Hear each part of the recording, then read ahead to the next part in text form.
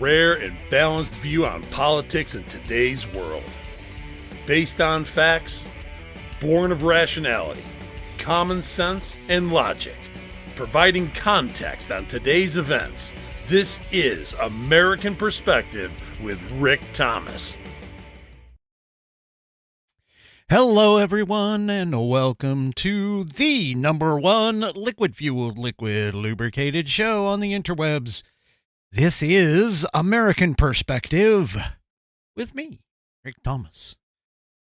Well, we're at the end of a very interesting broadcast week. I got to tell you, doing a nightly show is definitely a different experience, but that's okay. We're just into the first part of that. I have at least 3 more weeks of doing that. So we'll just keep the experiment going and see what the heck goes on with it, what the heck happens with it. Okay, so let's go ahead and get started.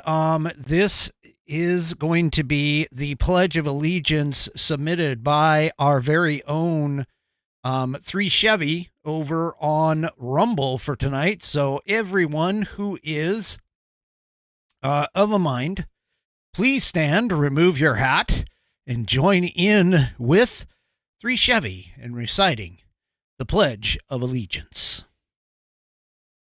I pledge allegiance to the flag of the United States of America and to the republic for which it stands, one nation, under God, indivisible, with liberty and justice for all. All right, and thank you, 3 Chevy, for that. If you want to submit your version, or you saying the Pledge of Allegiance, please do so at fans@AmericanPerspective.online. That's fans, FANS, at AmericanPerspective.online, and I will get you into the rotation. Because I'll be honest with you, you guys listen enough to me talking, so you don't need to hear me anymore. I want to hear about you guys. I want to hear you guys saying the Pledge of Allegiance, because that would be awesome. Also, too, for those that don't know, I have 2 segments that I do, 2 special segments that I do. One of them is on Wednesday nights. It's called the Pet of the Week, and I haven't had any submissions here recently, so that's why it hasn't been showing up, but it's on the Wednesday show. So if you have a pet that you would like featured on Pet of the Week, you can also submit that to fans@AmericanPerspective.online. That's fans, FANS, @AmericanPerspective.online. I also have a question of the week, which normally would happen tonight as the special segment at the end of the show, end of the broadcast, but unfortunately nobody submitted a question this week. So, yeah, let's get those submitted. Please get the questions submitted. I really like to answer questions and that kind of thing. So it would be great if you guys would submit those.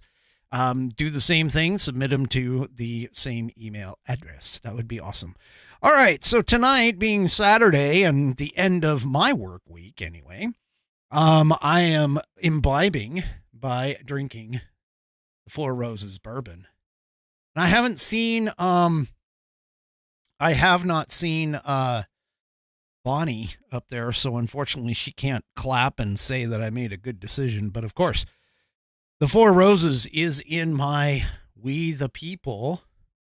Trying to get it to where you guys can see it. I don't know, maybe you can see that flag. But We the People Lucky Shot USA rocks glass. So there you go.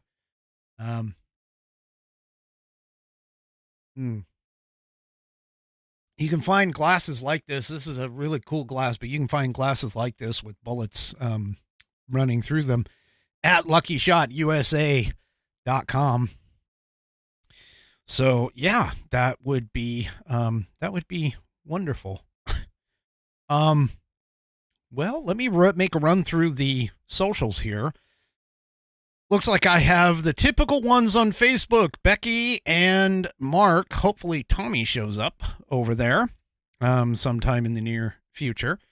And then, of course, we have the usual band of malcontents, miscreants, non-deprogrammed Neanderthal, MAGA, whatever 3 Chevy uses to say hello over there. I see Amy, 3 Chevy, Judge, Wild, Outlaw Dogs, Buddy Weiser, and Mama 5 Kitties. I see Mama there. I see My News 61. And let's see, anybody else that I might have missed? No, it doesn't look like it. So it looks like those are the ones. Hey, you know, you really ought to, if you're not doing it, if you're listening to this on audio, I understand. If you're listening on audio after the program and everything when it posts onto iHeart, I understand. It sometimes can be tough to grab a live broadcast or a live airing. But you guys should really head on over to Rumble, the free speech alternative to YouTube. Head on over to Rumble and get yourself an account. It's free. And then, of course, sign up or follow, I should say, not subscribe, but follow the American Perspective channel, as well as a bunch of other channels that are over there. And you guys should definitely do that. That would be great. And then, of course, once you're over there and signed in, you can join in the chat with some just fantastic people over there, as well as hit those thumbs up and things like that. That help the broadcast, help the show. So those are wonderful. All right. Let's go ahead with tonight's first sponsor, which will be, as soon as I can get it, which will be the Institute on the Constitution. The Institute on the Constitution was established in 2004 as a 501c3 nonprofit with one singular mission, and that is to restore the constitutional republic through grassroots education. All courses and materials are developed using primary source documents and taught from the American view of law and government as defined in the Declaration of Independence in the following 3 key points. 1, there is a God. 2, our rights come from him. And 3, the purpose of civil government is to secure and protect our God-given rights. The IOTC offers the opportunity to educate yourself on our most precious founding document, the Constitution of the United States. They also provide tools to educate your community and get involved with local government. Start by taking their free U.S. Constitution course and go from there. Use my affiliate link, IOTC.AmericanPerspective.online to sign up, and while you are there, take a moment to look through their other course material and information. My affiliate link, once again, is IOTC.AmericanPerspective.online to get great content to learn about our historical founding and support the show in the process. That's IOTC.AmericanPerspective.online, or if you just want to purchase this fabulous Saddleback leather-bound U.S. Constitution to support the show, go to Constitution.AmericanPerspective.online. Check this thing out. It has an 1/8 of an inch of Saddleback leather, binding it all together. Inside the pages are tear-resistant and water-resistant. It has a stitched binding that goes all the way through the leather and everything. They have a 100-year warranty against material defects as well as manufacturing defects. If something goes wrong, you can send it back to them and they will either fix or replace it for free. It's pocket-sized, has rounded corners so it doesn't tear things up. According to my Rumble folks, all of the numerals are in numerical order in Roman numerals. That's all of the amendments too. They're all there, especially my favorite, the 10th, which is in there. You should also know that it is buddy tested, buddy approved, Billy tasted, and Billy approved. And my youngest whiskey warrior has also checked the inside contents to make absolutely certain that you can pass a civics exam in Scouts with that information. If you want one of these as a family heirloom, you can give it down to your posterity, as they say in the document. Go to constitution.americanperspective.online and pick yours up today. And of course, check out the rest of the Institute on the Constitution's information and offerings as well. And I appreciate them for allowing me to be a ambassador for them. All right. I don't know if anybody heard. Well, I'm sure everybody heard. I don't like Howard Stern. I never have.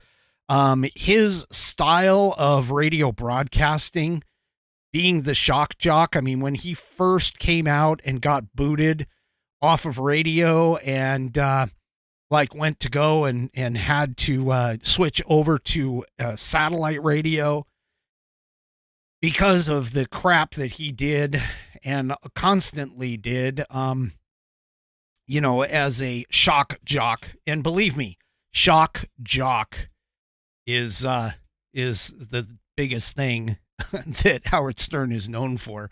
Also, there was some show, movie, whatever, that he kind of talk about or chronicle or whatever his rise to fame, whatever it is. Anyway, the guy is just, in my personal view, I mean, he's not my taste. I know a lot of people like him. A lot of people dive in with that. And honestly, I mean, he's got a following. Well, let's just admit he has a following and people will listen to him. He himself calls himself the king of all media, which I think is really questionable at best. But he went ahead and had a recorded interview, not a live one, but a recorded interview with Joe Biden.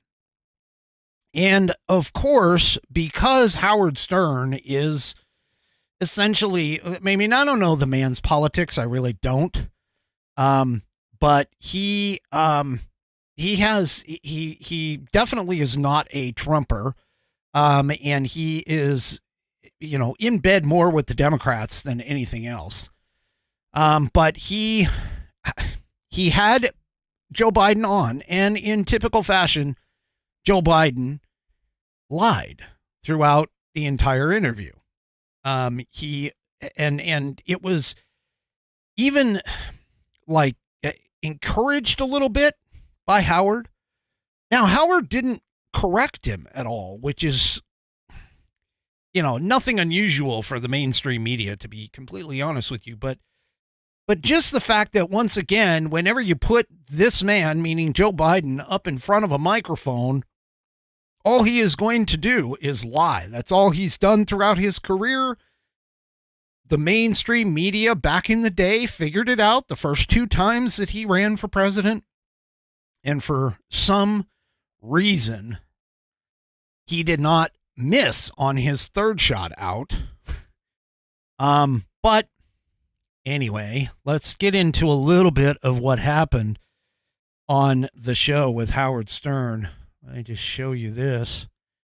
So, his interview kind of started out, and I don't know if it started out, but it contained many lies. Let's just put it that way. So one of the things that obviously was a lie was talking about January 6th. Now, for those sycophantic morons who still believe that January 6th was an insurrection, even though it's been shown multiple times over and over and over again that, yes, it was a riot. There was people there that things got a little out of hand. Okay. And those same people should definitely be going, to jail, or at least taking responsibility and being accountability, having accountability for their actions. As anyone with any kind of a brain would definitely say. But the thing about it is that the left is still perpetuating the lie that Brian Sicknick died on January 6th. And, it was shown and proven that he died of natural causes, and he died the next day of those natural causes. In fact, the only two people that died on January 6th were Ashley Babbitt and the other lady whose name escapes me that was not given, was trampled down in the tunnels and was not given emergency care quickly enough. Those two people, which were, again, they weren't police officers. They weren't part of the Capitol Police. They weren't any of that. And they went ahead and, they keep talking about the lie that officers died on January 6th. And they didn't. Now, the thing about it is not the fact that it was bad about Joe Biden saying it, but Howard Stern kind of sort of like egged it on a little bit because he encouraged the lie with the whole January 6th thing and didn't correct Joe Biden. As typical. I mean, why would I expect that he would not do that in mainstream media? The mainstream media, of course, won't ever take this guy to task. But the thing about it is that he, even the U.S. Capitol Police went ahead and published and talked about the chief medical examiner who came out and said that Brian Sicknick died of natural causes and that he died later on the next day. Now, Officer Sicknick reportedly collapsed at 10 p.m. on January 6th, long after the Capitol Police had regained control of the facility, and then was rushed to a local hospital where, unfortunately, he did pass away the next day. And, so, I mean, that's just the tip of the iceberg because apparently, and ladies, especially you ladies in the chat, you tell me whether or not this is something that you would want to do. But Biden apparently claimed during the interview that women sent him salacious pictures. And then also he talks about how, once again, Trump, needs to go and he was going to beat him, like he did to Corn Pop, apparently. That guy who, terrorized the neighborhood, Corn Pop. But anyway, he talked about how these women would send him very salacious pictures in the 1970s when he was a senator. And, he said, Joe Biden said, "Oh yeah, I'd just give the pictures over to the Secret Service." Well, I hate to tell you this, but, actually, no, I don't hate to tell you this, but sorry, Joe, you're wrong yet again. The Secret Service doesn't cover Congress people, definitely doesn't cover senators. In fact, not all senators actually warrant getting protection, security protection. And if they do, security protection comes from the Capitol Police. It's not from the Secret Service. Once again, Joe thinking he's got something going on with all of these people when he's talking about, again, lies. Oh, he also, by the way, reportedly, because I'll be honest, I didn't listen to the interview, but he also reportedly repeated the lie that he commuted across the bridge in Baltimore that didn't have any railroad tracks on it, even though he commuted by rail across that bridge. I mean, why anybody would think that this guy I'm really tired of the idea that this guy is all there. I feel bad for him, in the way that, like I would with my grandparents who would go and say things and repeat things over and over again, or maybe look at you and say something like, "Oh, I don't remember you," or "Who are you?" again. You know, I feel bad for the man because of the fact that he seems to be living in this addled state of fantasy. But you can always tell whenever he's going to say something, because he either says the words "no joke," or he says "not hyperbole," or he says some other thing to try and emphasize that it's the truth. And it's not. It's been proven out to not be. And this guy, unfortunately, he's plagiarized and lied and done all of these things throughout the entire part of his life, you know, the entirety of his life. And yet we're still parading him out here to try and get people to think that he's just relaxing Grandpa Joe. Just Grandpa Joe. Yeah. I think he's trying to harness a little bit of where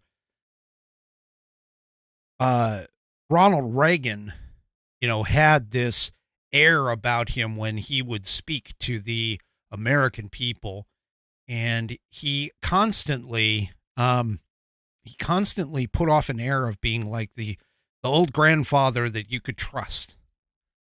And I think that's kind of the angle that these guys, his handlers, are trying to push toward. But supposedly his handlers are even to the point where they can't allow the mainstream media or even any other independent media outlets talk about his gait, because I've seen reports where they actually have his aides and entourages whenever he walks from the White House to Marine One, or if he's going to the car or something like that. They apparently surround him to try and block his gait, his walk from the cameras, so that he doesn't get seen. They don't want his gait to be picked on anymore. And it's just, I mean, it's almost to the point now where it's just extremely sad. Completely sad. All right, I'm being told by my rumblers, because of course, you know, they keep me on track, that I missed something, and I did. I missed on this day in American history. So let's go ahead and get that out of the way.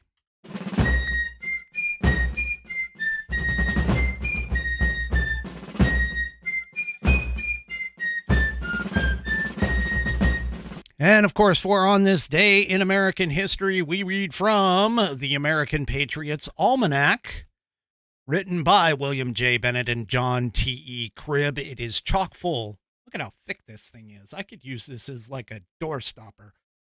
Chock full of information all about our historical founding and our incredible country that we call home. Well, tonight is April 27th. And yes, JLQUE brings up a very good point. I spelled out the name because I'm not quite sure how to pronounce it. But anyway, JLQUE says they are afraid of Biden falling.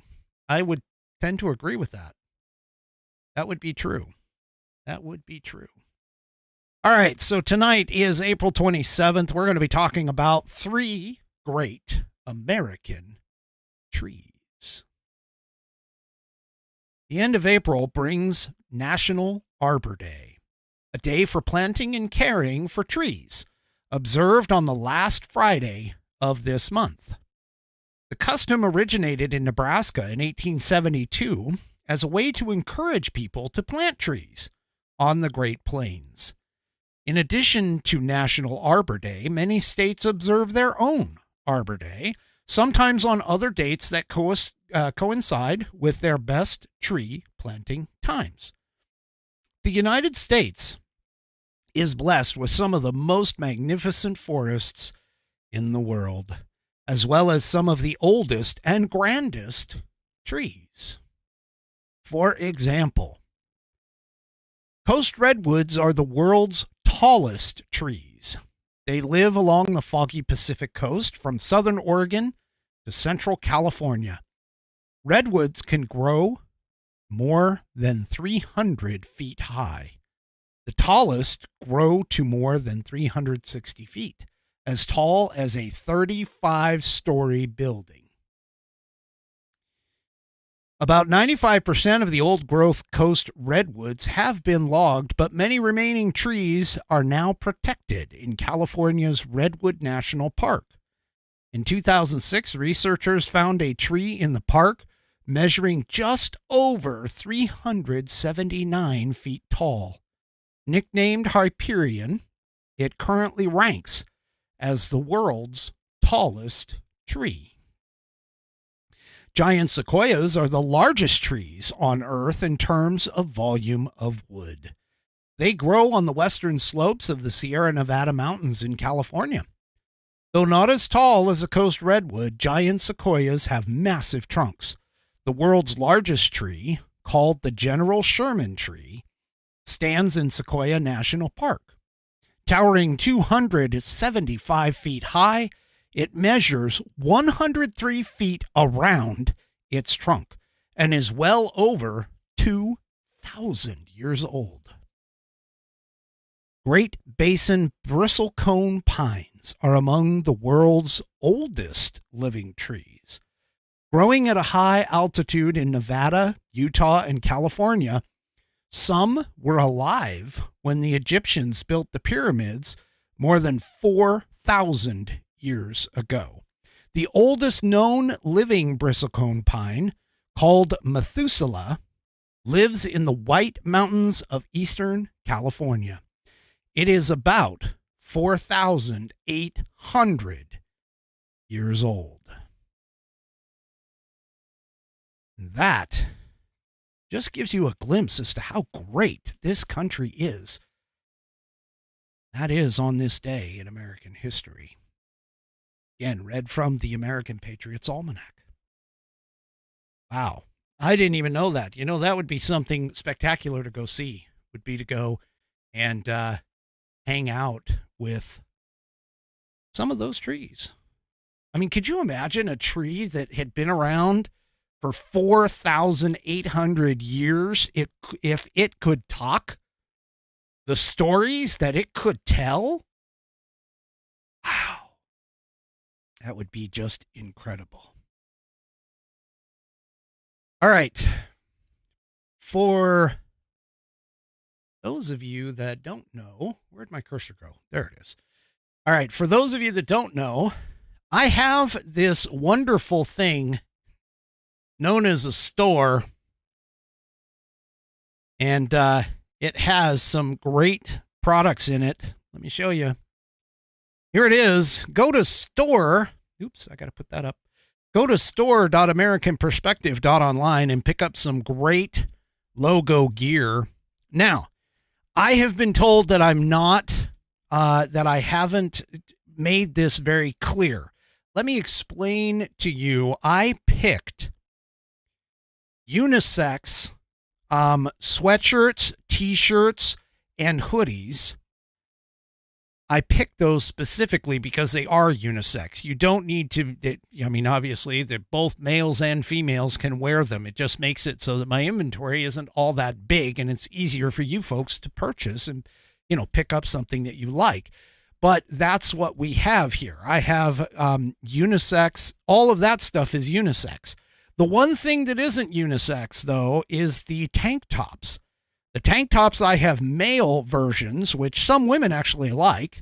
And so there actually are some unisex tanks in the store. But I also have, if I can get to it, yeah, here we go.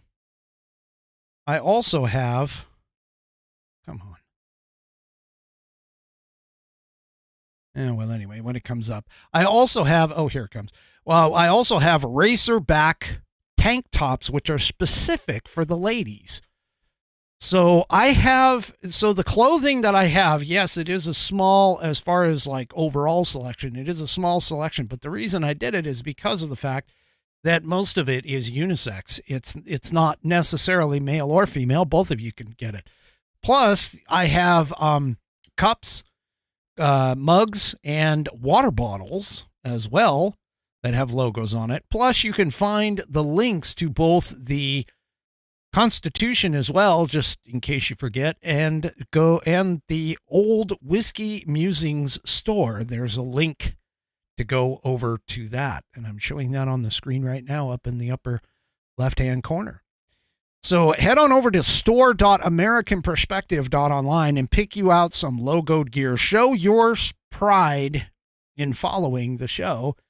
And if you decide to get one, I like getting photos of you guys in them. So pick one, purchase it. Once you get it, go ahead and take a photo and send it on to me. I'll go ahead and show it off on the show. So that's another thing you can do for me as well. So head on over to store.americanperspective.online and pick up your logoed gear today.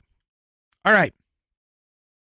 So those of you who may not have been paying attention, which, why would anybody pay attention to the White House press secretary? But did you guys hear this story? This came out in the New York Post yesterday. Apparently, Karine Jean-Pierre is not as liked even in her own White House. Apparently, she's not doing as good of a job as what as what the White House wants her to. And they actually had kind of a backdoor private, secret, sneaky attack on her position. Now, for anybody that's actually looked at, for an example, Kayleigh McEnany or Sarah Huckabee Sanders, and then looked at Karine Jean-Pierre, now there's a lot more of a difference than just the color of their skin, because of the fact that you can see clearly when you watch them on camera and how they handled the press. You can see clearly that Karine Jean-Pierre seems to be outside of her comfort zone and definitely is out of, like a fish out of water at times. Some of the complaints that came out of this particular thing was that she is having a very bad habit of reading the answers from the binder instead of, being a little more ad-libbed, let's say, about it. She is reading things verbatim from the binder and not being able to handle herself when she's asked questions that are off of the proverbial cuff by the press. And she's not doing a very good job with that. She also has been, according to her superiors, less than compelling when she talks about the president's re-election campaigns and other things that have been going on. In fact, the de facto White House communications chief, named Anita Dunn, 66, who also, by the way, is the wife of personal attorney Bob Bauer, told colleagues that she had decided to call in prominent Democrats to explain to Jean-Pierre, who is apparently 49, that the time was ripe to move on, according to certain sources that were talking to the Post.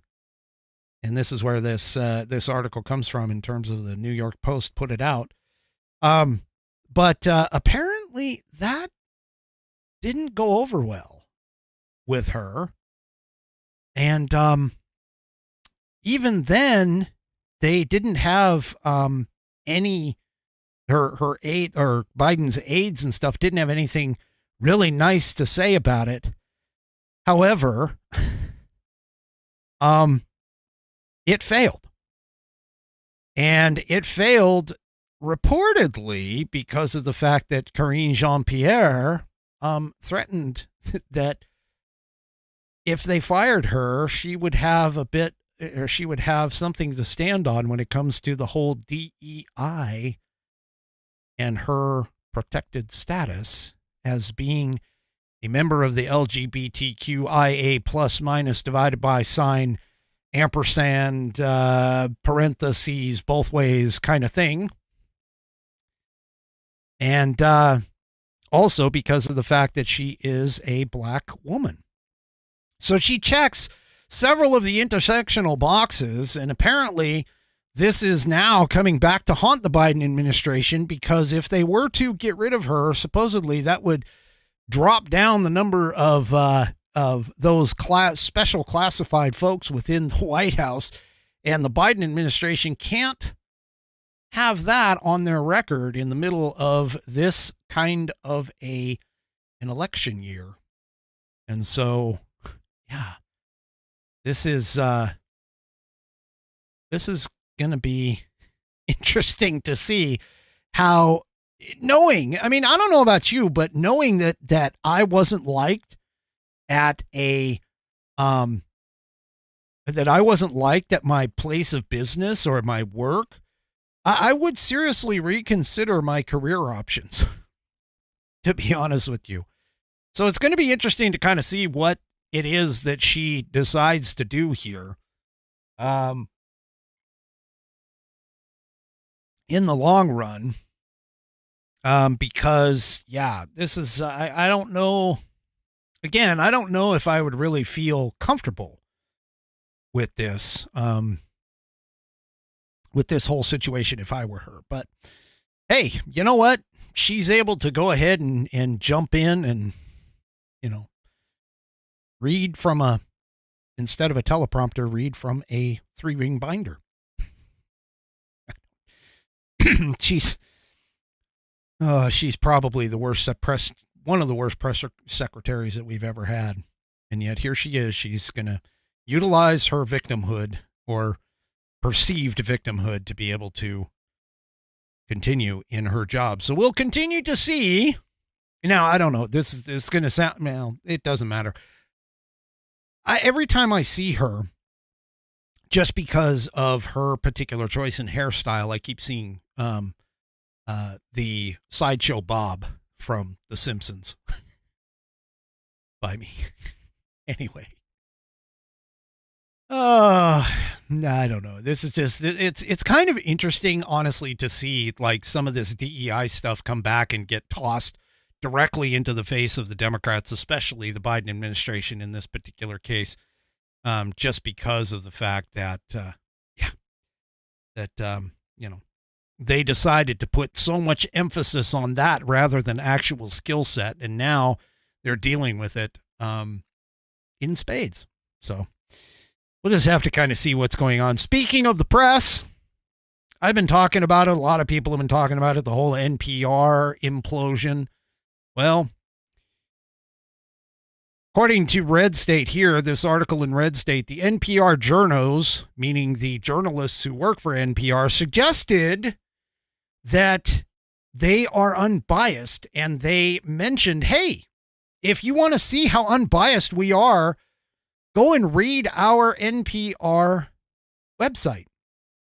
Well, according to this article by Brad Singer, that was a grave mistake, because of the fact that it hasn't seemed to set in yet that they are literally a biased organization. For an example, there's lengthy coverage on the whole bogus Russian collusion hoax all the way through the entire time, as well as many articles repeating the Florida parental rights and education legislation as the Don't Say Gay bill and law, which of course we've already said as on this program, as well as many other places, that isn't anywhere at all within the legislation. And then of course there's the incident that everybody now knows is completely false, which is the NPR jumped on the bandwagon of boldly declaring that it would not cover the Hunter Biden laptop story in any kind of fashion. And yeah, it's actually real. The Hunter Biden laptop exists. People are being sued over it. And the information contained within, yep, that was real too. Anyway, so yeah, they're not doing a very good job of trying to explain their position and that they are unbiased. But hey, what else is there that's there? It could be part of it. Just looking over, this is according to the piece, in looking over its news coverage from just the past couple of years, there are plenty of indicators that this just might be a slanted news organization. And then, of course, now they're having to deal with Catherine Marr, which I've talked about before. She's the new CEO over there, and her history, I told you, I pointed you toward that TED Talk where she was talking about how truth actually doesn't exist and that it should be whatever we decide the truth to be, that truth by itself in terms of its purest form is not something that we should be going after. It's more of a perception of reality rather than the truth. And of course, I'm paraphrasing all of that based off of her TED Talk, but that's what we're dealing with. And she being hired as that is definitely not going to do well for NPR's arguments for trying to say that they are a middle of the road, serious news organization and not a leftist rag that is out there or a leftist organization.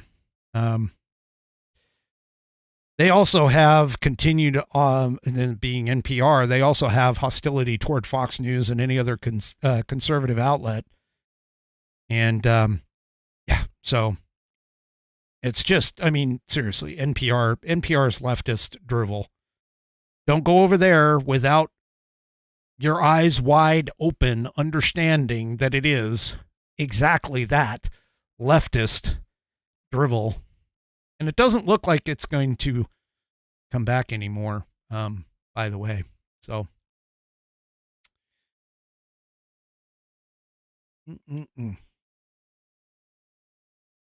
all right. Let me see here. Oh, so we all know that Trump is in court. He's been in court for 2 weeks now. And, the left has been conversing and talking about a couple of things. They have obviously, rather than talking about the actual trial going on, but they are talking about things like Trump appearing to fall asleep in the courtroom, as well as Trump's complaints that the courtroom is cold. And the left keeps, hammering on those 2 points, but they don't talk about what's happening within the trial. And there's a reason for that, is because of the fact that the trial, the Alvin Bragg, and let's be honest, this is a political stunt that has been pushed out because of the fact that Alvin Bragg has sort of created or manufactured this felony when the federal government and the Federal Elections Commission has already looked at this particular transaction. In other words, the money that he paid to Stormy Daniels as part of a non-disclosure agreement, which, by the way, non-disclosure agreements are not illegal on their face. They are realistically common practice in some circles. And ironically, one of the prosecution's star witnesses kind of brought that to the fold when they put David Pecker on the stand. He's the former National Enquirer publisher, And his testimony spanned 4 days this past week.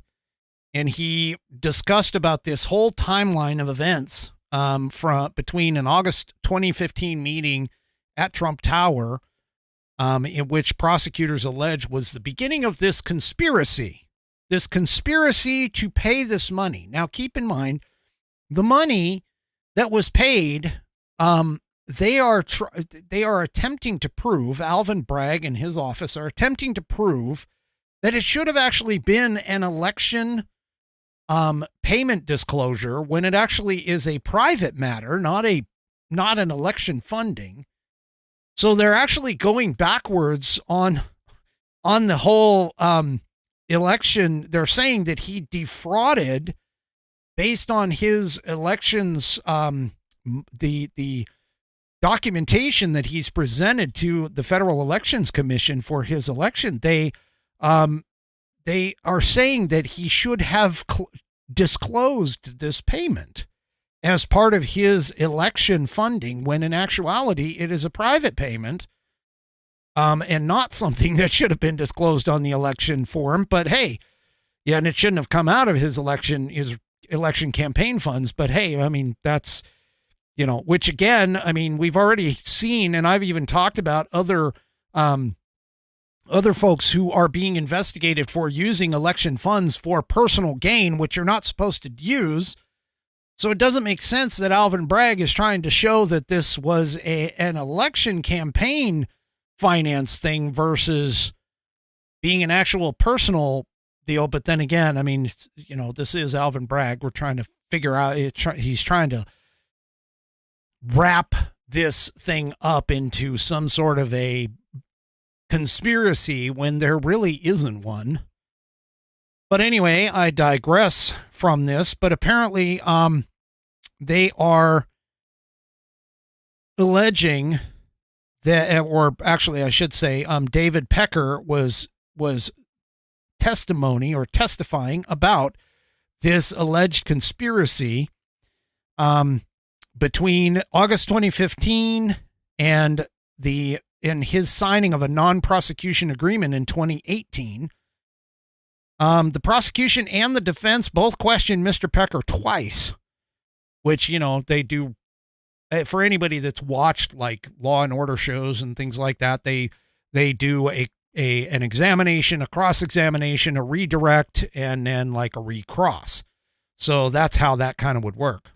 Now, the prosecutors are alleging the events were acts of a conspiracy and that Mr. Pecker himself was a co-conspirator, during the time which defense attorneys elicited testimony that Mr. Pecker believed his business practices to be a standard procedure and that he doesn't know what campaign law he could have violated. Mr. Pecker affirmed several times that the purpose of his buying up the 2 stories in question, negative stories that he had no intention of publishing, were so that these stories would not be used to damage Mr. Trump's campaign. Now, the problem with all of this, of course, is the fact that he mentioned at the same time, wait a minute, I just lost one of my, I just accidentally closed one of my things, one of my articles. But anyway, it was interesting because the defense was able to, and I'm just going to wing this here, but the defense was able to get Mr. Pecker to admit that he not only did it for Donald Trump, but has also done it for other people too. Other famous people who have wanted to have stories squashed and not show up in the National Enquirer, he's done it for others. So it's not like this was a, standalone occurrence. It was not like this was a situation that was unique with the Trump campaign at the time. It's not like this situation was something that Mr. Pecker only did for Donald Trump. He actually did it for other people. And so Alvin Bragg's whole purpose of talking about it being a conspiracy and that Donald Trump was involved and Mr. Pecker was involved. Yeah, that doesn't seem to be the case according to the testimony. But the reality is that it will be up to the jury to decide, of course. And whether or not, and well, we all know this is a New York jury. So that's going to be kind of interesting as far as that goes. Now, of course, the gag order on President Donald Trump, which, by the way, that gag order is actually unconstitutional, especially because of the fact that the gag order is directed at Donald Trump and not the judge's daughter or the prosecution or anybody else. I mean, they can sit there and say whatever they want about Donald Trump, and Donald Trump has essentially no legal way, supposedly no legal way to be able to defend himself, which of course is against the Constitution and the Trump's constitutional rights. But apparently that gag order continues to be a topic of debate between the two attorneys. In fact, they actually have a meeting about it this coming Wednesday. Now, for those of you that aren't following the trial, Monday is a day off. But Wednesday is typically a day off for this particular court. Now, most of the time courts actually go and take Friday off. But in this particular case, he went ahead, the judge went ahead and took Wednesdays, said that Wednesdays would be off in this trial. Mark Levin has stated on multiple occasions that he actually thinks the reason for that is because Orthodox Jews take Fridays off and they wouldn't have been able to serve on this jury.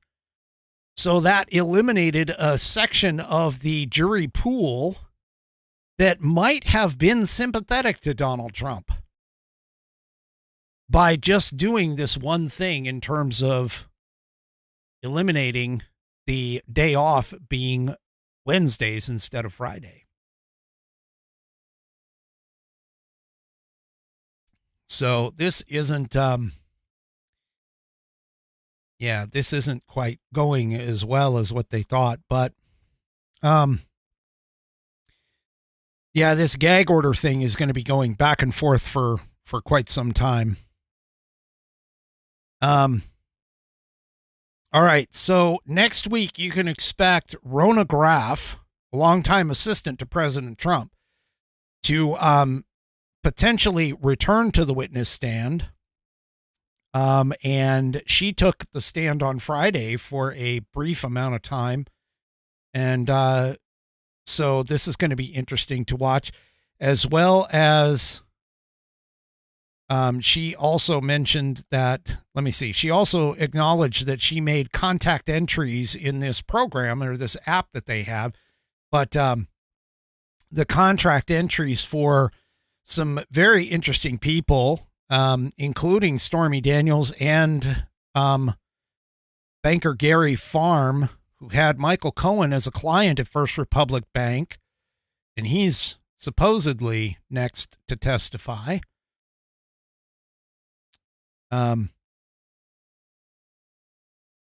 No deposit was ever made into an account that he supposedly opened, and confirmed that he had helped open an account under Resolution Consultants LLC.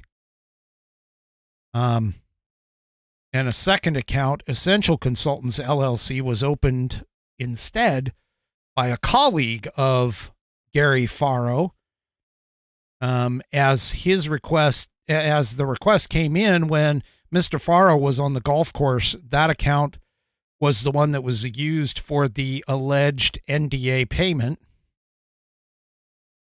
And again, testimony is going to resume on Tuesday morning. So this is not, and then of course they have the gag order hearing on Wednesday, May 1st, before testimony picks back up on Thursday and Friday. Now, obviously, this is a hot button in the legal community, and there are people out there who are experts who are analyzing this with this. And Jonathan Turley, who is no friend of Donald Trump, by the way, and he's no way, I don't know the man's politics necessarily, but he's certainly not a what I would be considering a Republican in any way. But his, Alvin Bragg's case against Donald Trump is weak anyway, as I already explained. But he went ahead and continued with it. And according to Jonathan Turley, who was talking to Fox News yesterday, he says they have a witness who was disassembling in front of them. The prosecution never revealed to the jury in the direct, meaning the direct questioning, that Pecker actually killed stories for other celebrities, that he had been working on stories 2 decades before the election with Trump that he was suppressing, as I pointed out. So this is that particular part of testimony was helpful to Trump's case because it means that the prosecution can't directly link Trump's effort to the election. Now, if they can't link his efforts directly to the election, that sort of removes the whole election case and the misuse of funds, which is what Alvin Bragg is claiming happened in terms of the violations that the FEC, the Federal Elections Commission, said weren't there. So anyway, Turley continued on the program with his interview saying, and now it's only getting worse. Yesterday was really bad in terms of the cross-examination for the prosecution, and today, meaning yesterday, is much worse. So here, as part of the testimony, yesterday when he said that he asked Trump while reimbursing Cohen, he said he didn't know anything about that. I mean, so this is, I can't really tell who's speaking here, so hold on. Give me just a second here. A lot of discussions. Yeah, so Michael Cohen, I mean, there's no real way. Basically, there's no real way to connect Trump directly to the election campaign. But Turley also made a comment that he believes that the defense is doing a very good job. Quote, I have to say, this is collapsing on its own weight. I mean, you have to just stand back and let it fall. I mean, just asking simple questions that the jury would want to know has left serious damage for the prosecution. These are not strange tangential questions. These are questions that you would have expected the prosecution to ask as just the completion of their line of questioning. For example, was Trump the only one you did this for? And when did you start doing this? So, yeah, like I said, it's not going very well for them, which, let's be honest, I mean, none of these trials so far are really going well for the prosecutions. You have the whole Fani Willis thing. You have the whole now Alvin Bragg falling apart. Judge Engoron's thing went really bad and was probably going to get appealed anyway, because that one literally had no person who was being wronged, so there would technically be no case, really. So yeah, there's that. And then of course we can't forget out of Jack Smith's and case. And of course, I talked about this at length in the last day or so, but analysts are now weighing in after hearing the Supreme Court hearing on Thursday. And once again, they are all saying the exact same thing that I am, which is essentially the president itself can't be just absolved of all immunity. Okay? They just can't absolve him completely of the idea of immunity because of some of the things that some of the decisions that a president has to make can't necessarily come back on him or her after the decision is made. And so it's got to be one of those things where he or she at least has immunity for doing official actions at a bare minimum. Now, if he or she does something on a personal nature, then that could possibly be construed, and it's a rational, reasonable argument to make that could be considered as something that he or she is not immune from. However, you can't sit here and argue like what Jack Smith is attempting to say, and some of the lower courts, believe it or not, have weighed in on, and that is that the president has zero immunity whatsoever.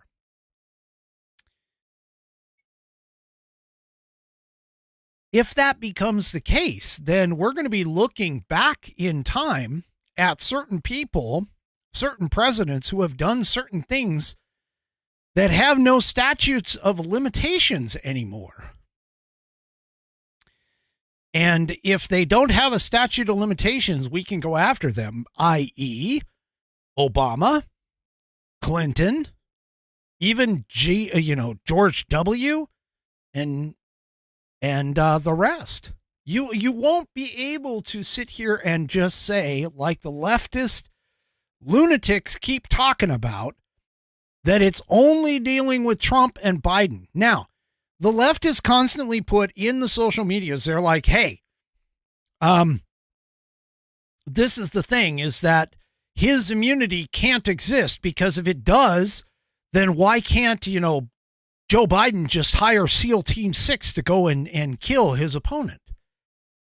Well, there's anyone with a functioning brain beyond the smooth brain liberal leftist lunatics that are out there would understand that, first of all, that wouldn't be an official action. And second of all, that would definitely be against the law. And it certainly is an absolute ludicrous argument to make in all of this. And the thing about it is that, again, the Supreme Court, acting as a clear constitutional leaning court,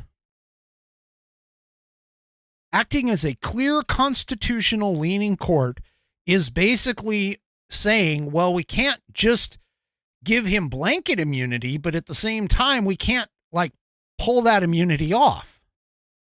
In which case, what happens here is going to be a sort of best of both worlds type of scenario, where he is going to more than likely be given, hey, you need to just figure out which side it's going to go. What things that you're accusing him of, what actions would be considered official acts versus non-official acts or personal acts.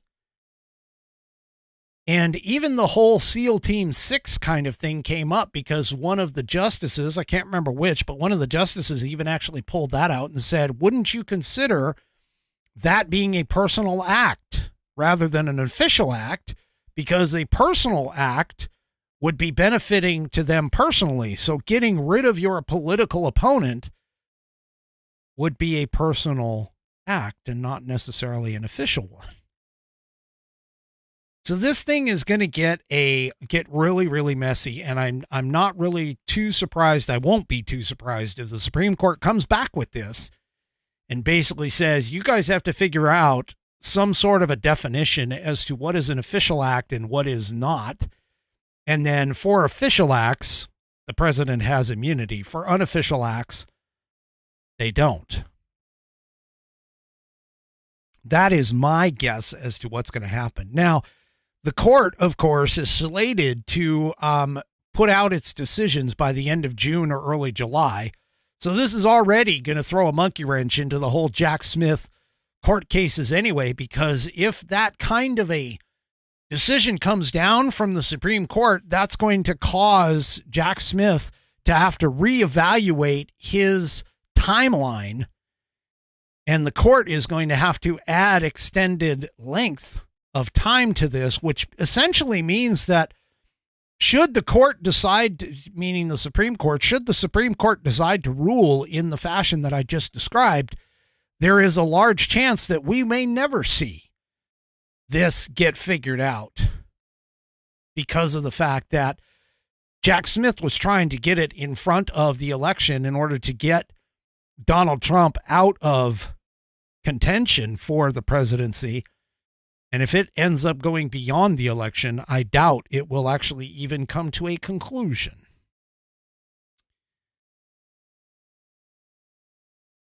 All right. Really quickly, I know what you're thinking. I know exactly what you're thinking. You are looking at me on this screen, and you're seeing a shirt that is just full of patriotism.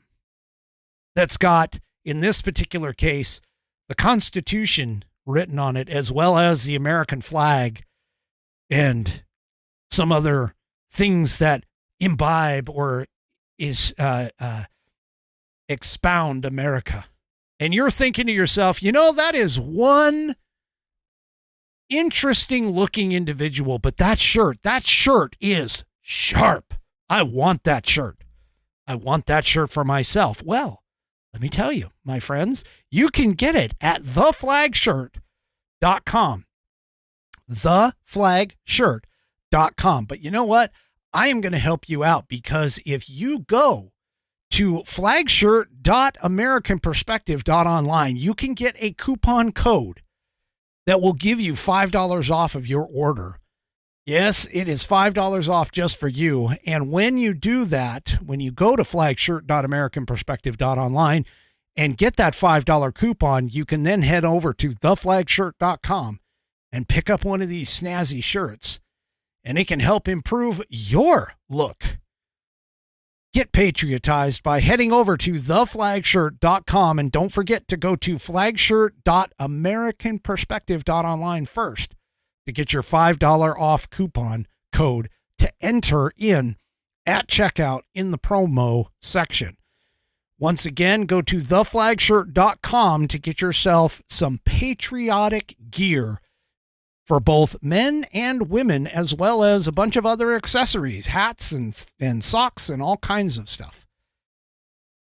And head on over to theflagshirt.americanperspective.online to get yourself the $5 off coupon to enter in at checkout.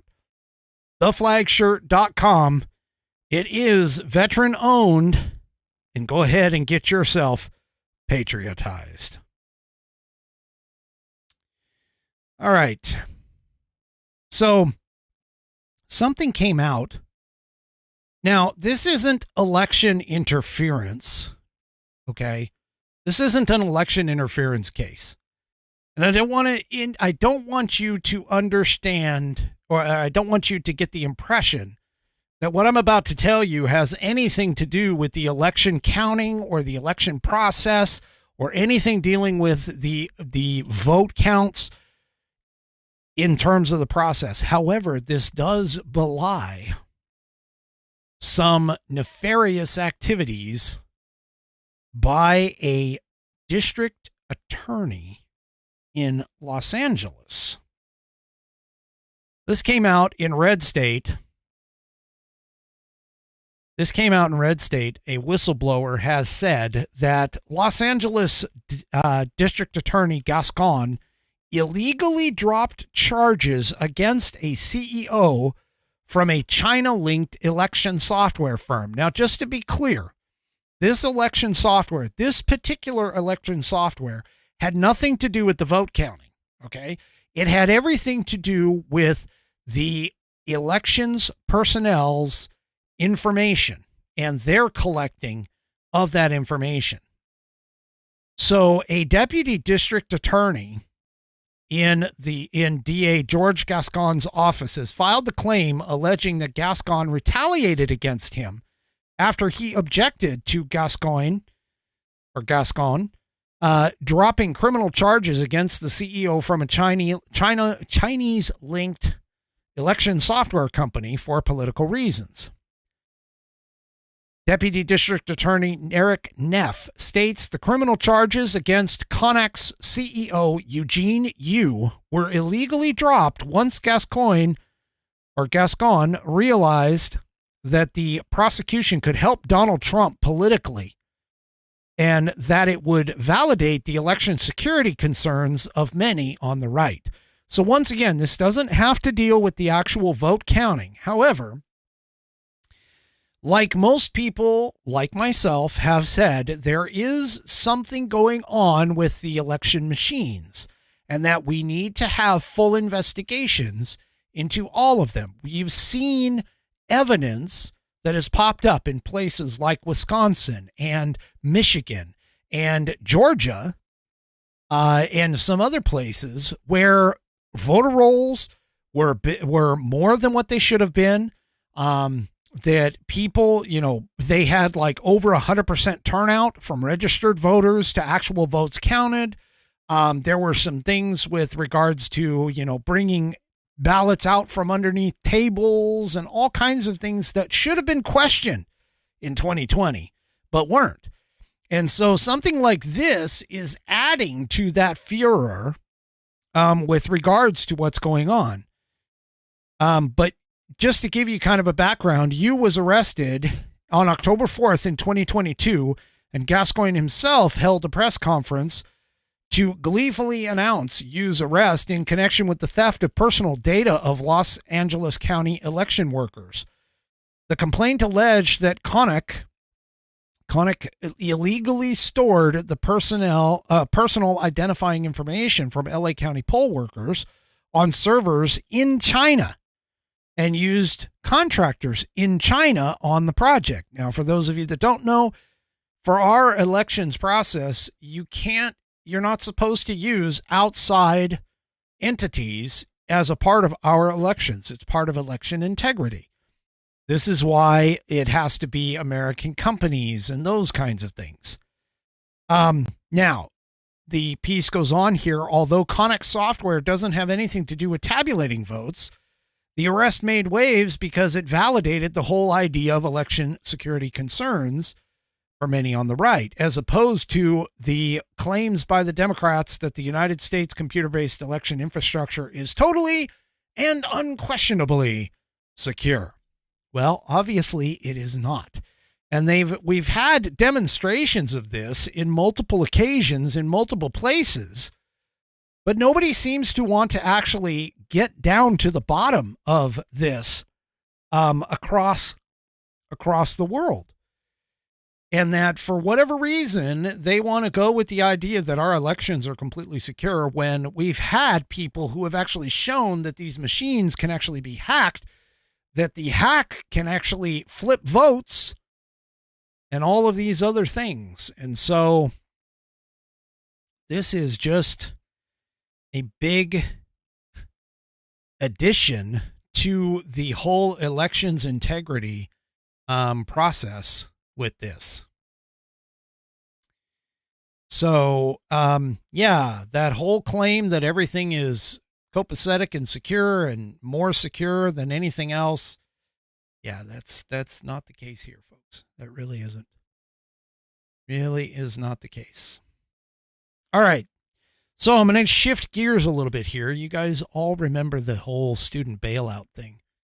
And you remember the whole student bailout and, the money, the thousands and millions of dollars that have been spent to, and again, keep in mind, this isn't like just debt cancellation. We're just cleaning it out. We're cutting it off from the, from the books. We're just redlining it or blacklining it, whatever the term is, and it no longer exists.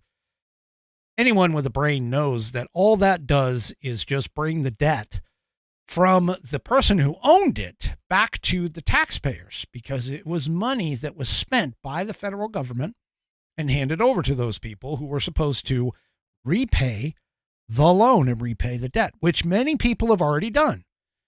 Well, Biden got challenged on that. It went to the Supreme Court. The Supreme Court said, no, you can't do that under the law that you're attempting to use, which the majority of us believe that that actually was a little narrow in its response, but actually should have been, no, you can't do that at all, which Nancy Pelosi has been famously quoted on multiple times about the president can only pause payments. He cannot absolve them.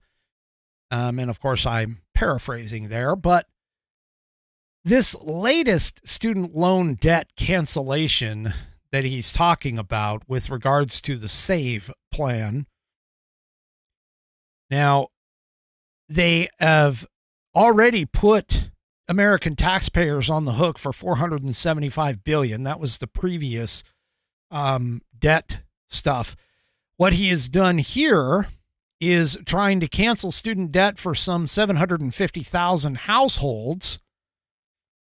To add, and that will add up to another 84 billion onto the tally. So 475 plus 84 will get you what it's, what it does. But here's the thing. This latest push, you guys are going to love this. You know how Biden keeps talking about he's for the little guy? He's for the middle class. He's the Scranton kid fighting for the middle class. Well, his latest loan cancellation, according to this article in the Washington Examiners, the biggest winners of Biden's student debt cancellation this round is households making $312,000 a year on average. So here he is actually providing a way for these loans to get essentially eliminated. But the target people that he's looking at now are ones that by all rights should have been able to pay back the loan in the first place. Now, the average debt relief for each one of these households that are making more than $312,000 a year on average is $25,500, according to a new analysis that was released by the Wharton School from the University of Pennsylvania. So, the latest attempts have spiked numerous lawsuits and appear to be headed for another legal showdown. One of the lawsuits reads, "This latest attempt to sidestep the Constitution is not only the most recent instance in a long but troubling pattern of the president relying on innocuous language from decades-old statutes to impose a drastic, costly policy changes on the American people without their consent. For starters, the public treasury is being used to pay off the student loans of families who represent the top 5% of earners in the United States. So again, this isn't targeted at the middle class. This isn't targeted at the low class. This isn't targeted at people struggling to make ends meet. These are the top 5%. And the national debt, of course, stands at nearly $35 trillion now. And these payments that are essentially being used to be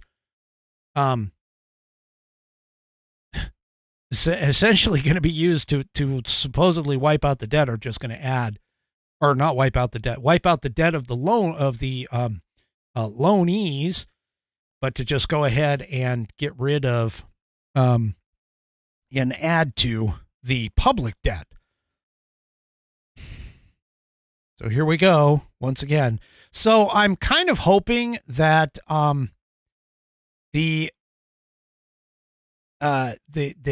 this actually goes to court again and he gets slapped down yet again, as he has multiple times in the Supreme Court. I'm hoping that this happens. Some economists are saying that, of course, his student loan forgiveness scheme is likely to goose government spending, which economists are saying will make inflation actually worse. University of Cincinnati economist Michael Jones told the Cincinnati Edition, which is an NPR affiliate, last year, I think there is real concern among economists that the debt forgiveness is just going to create more of an inflationary problem. Yeah, because all you have to do is keep adding to the debt. And of course, when we add to the debt in the government, what do? We print more money. We print more money. We add to the inflation. It's just the way it goes.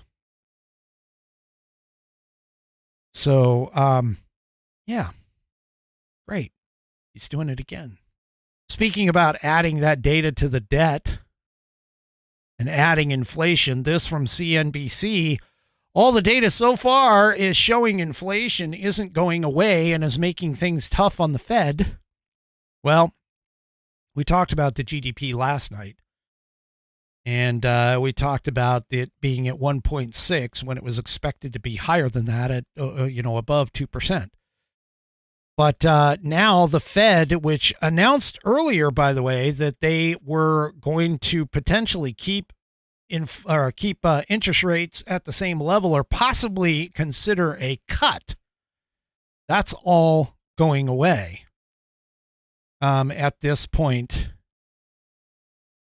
in the case. So the Fed relies on the Commerce Department indexes, and those indexes are signaling and showing that prices are continuing to climb at a rate still considerably higher than the 2% annual goal, according to multiple separate reports this week. So again, the Fed is probably going to be very cautious and not start cutting interest rates anytime soon, which again puts us into the whole point of stagflation, which for the most part is pretty much persistent inflation with high interest rates. And that was something that Ronald Reagan, for those that are not old enough to remember, but that was something that Ronald Reagan had to fight, because we actually had back in the early 80s and even in the mid 80s, we had very high double-digit interest rates in order to try and take down double-digit inflation rates. We're not quite at that level yet, but we're getting closer and closer. And this is turning into the whole pre-70s before Ronald Reagan got picked up in what was a historic landslide vote of 40, I think it was 48 out of the 50 states or 49 out of the 50 states went for him. But anyway. All right. One last sponsor really quick. Let's talk about True Grit Roots Network, TGRN. Blues is our channel and is our 365 days, 24/7 blues all the time. But hey, let me tell you a little bit about tomorrow's lineup on Sunday. It starts off at 9 a.m. Central Time with Oogie's Porch to Pew. And then it follows on with Lady A's Gumbo and Gospel. Now, those two shows are strictly gospel blues. So if you're on the whole idea of listening to gospel music with a blues twist, go ahead and listen to those two shows. Oogie's Sunday Groove and his Porch to Pew, it basically eases you into the day, so you should go and check that out. Then following those two fantastic on-air personalities, we have Queens of the Blues with Gina Coleman, and she has a 100% female-empowered blues show that starts at 1 p.m. Central Time. And then, of course, we follow that with Vinnie Marini and Roots and Fruits at 2 p.m. Central, as well as encore presentations of King Street Blues, Blues Therapy Radio, and wrapping up the night is From the Delta to Beale. All of these fantastic shows and artists and on-air personalities can only be found right here on True Grit Roots Network, TGRN.net, out of Austin, Texas. All right. Last thing out of the night before we close everything down, I just want to tell you, you know that whole Hatch Act for those of you that don't know, what the Hatch Act does is it is supposed to prevent federal government employees and federal government grounds being used as campaign stops. Now, there are some times where the Hatch Act cannot be invoked. One of them, of course, being the fact that the President of the United States holding a rally on the White House lawn like Donald Trump did, because of the fact that, I mean, let's be real about this. Him being the president and having the announcement of being the Republican candidate and having to basically be in two places at once, it doesn't seem to work. So the Hatch Act doesn't get violated for things like that. However, top officials, and this is out of the Washington Examiner, also top officials of the Biden administration likely violated the Hatch Act, key federal law, a watchdog has said. Now, top officials at the White House and the Small Business Administration appear to have violated a federal law restricting government staffers from engaging in certain political activities, according to a watchdog group. Internal emails obtained by Protect the Public's Trust, which is a group investigating apparent conflicts of interest, show that both the White House and Small Business Administration officials have frequently used official resources to communicate about former President Donald Trump's campaign phrase of MAGA, or Make America Great Again. But under the Hatch Act, federal executive branch employees are barred from using their official authority or influence to interfere with or affect the result of an election, the watchdog wrote on Thursday in a complaint that was sent to the White House. The SBA's Inspector General and, of course, the U.S. Office of Special Counsel, which is a federal investigative and prosecutorial agency.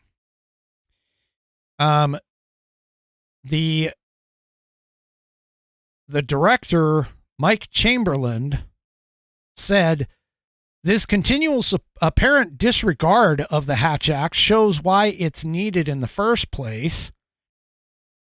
And this is the same group that previously argued that the White House Press Secretary Karine Jean-Pierre skirted the Hatch Act,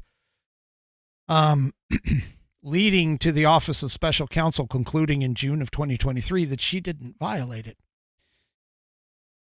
Chamberlain continued saying, "American citizens don't pay their public servants to wage a permanent political campaign while disparaging their opponents."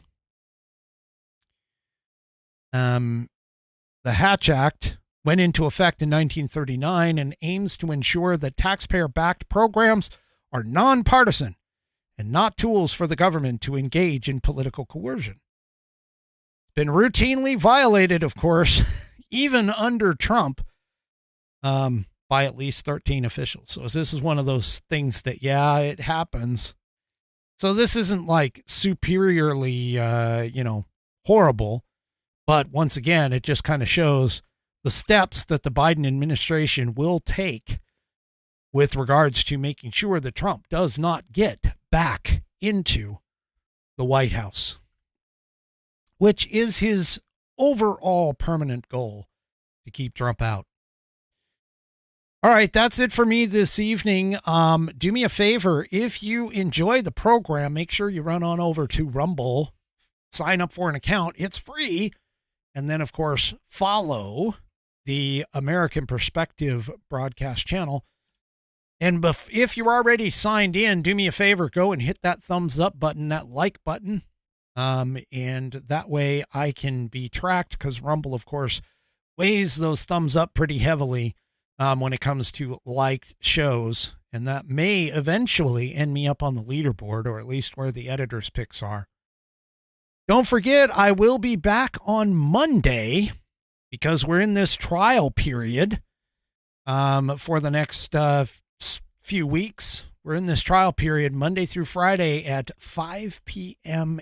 Pacific, 8 p.m. Eastern. 5 p.m. Pacific, 8 p.m. Eastern, right here on American Perspective.